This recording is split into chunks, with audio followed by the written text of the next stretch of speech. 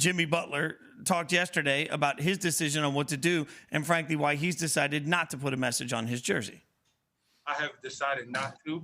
With that being said, I hope that my last name doesn't go on there as well, just because I love and respect all the messages that the league did choose. But for me, I felt like with no message, with no name, it's going back to like who I was. And if I wasn't who I was today, I'm no different than anybody else of color. And I want that to be my message in the sense that just because I'm an NBA player, everybody has the same right, no matter what. That's how I feel about my people of color.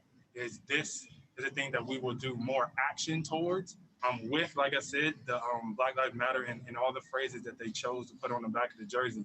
But for me, it's a lot more about action, continuing to learn and teach the people around me, and I'm doing what I can in my community. So this is how players are choosing to, as we've said, when they go in the bubble, you know, does the momentum carry? What does each player want to do? And there are players that are announcing what they're going to do with their jersey before play even starts.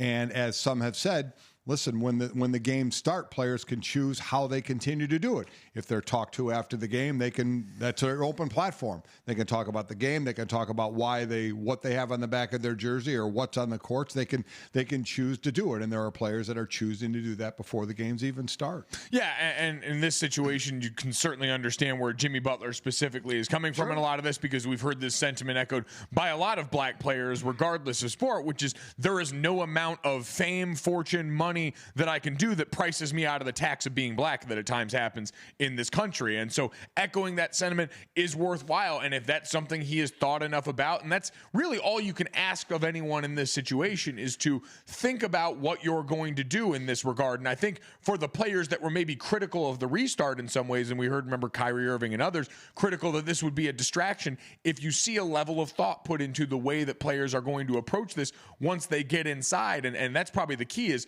have that thought going into this, because once you get inside, we've seen plenty of players giving us behind the scenes look. Once you get in there, it's a lot to handle right now inside of that bubble. You're dealing with a lot as far as testing, the disruption of your schedule, the way that you go in. And so this entire process is going to require planning from the players that this matters to going into this, because you're dealing with so much more once you get there. And that's part of the, I think, nuance of this conversation, to the point that you make, Mike. Like, there's a spot here where whether you're LeBron or Jimmy Butler, any player that's decided that they don't want to participate in this, it's important right now. One thing I think we've all said, our conversations are important. So if it's important to one of your teammates, and it may be important to you, but you're not handling it the same way, teammates need to be able to have that conversation, and they should do that behind closed doors in a way that matters to them. I've got people that I have conversations with about these things all the time that I think are important to my growth. I just don't want to get into a world where suddenly somebody decides they're not going to participate in something, and that becomes the overall society gets the opportunity to jump on that person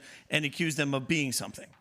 It's all the way that you frame this. If you look at it as a mandate that people are balking on, all of a sudden you're going to have one view of it versus what it actually is, which is in this fight and in this battle that NBA players have asked the league to be a part of them with. This is another tool in their belt in all of this one. And our own Mina Kimes was on Around the Horn a couple days ago and talked about why this can look different and that be okay.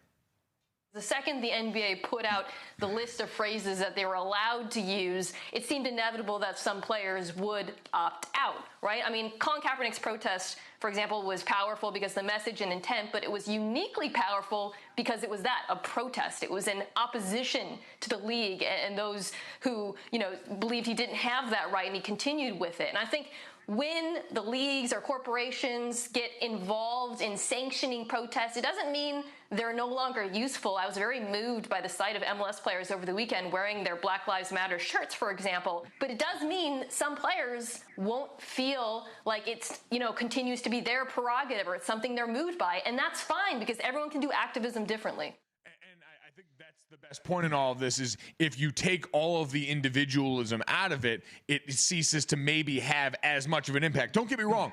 there is a tremendous amount of good that comes with seeing the collective in all of this, seeing the collective group of the NBA as one of the most visible North American sports, all representing this cause in some way. If you're looking on as an outsider, if you're looking on as a kid looking at all that, you're going, wow, all right, I feel seen and represented in a way that is powerful as all hell. But we know there is also the ability to stand out that helps in this process to amplify other parts, to amplify a certain voice who has a point that they really want to make in all of this. And so, again, it's a tool in your belt, just like anything else when you're going at and attacking a problem. And giving people the tools is one of the biggest parts and one of the reasons why the players looked at the league and said, with your resources, with your financial means, you can help us. You can empower us with the tools to do the thing that a bunch of us are passionate about, to do the thing that we're capable of, the thing that we are educating ourselves and others on right now.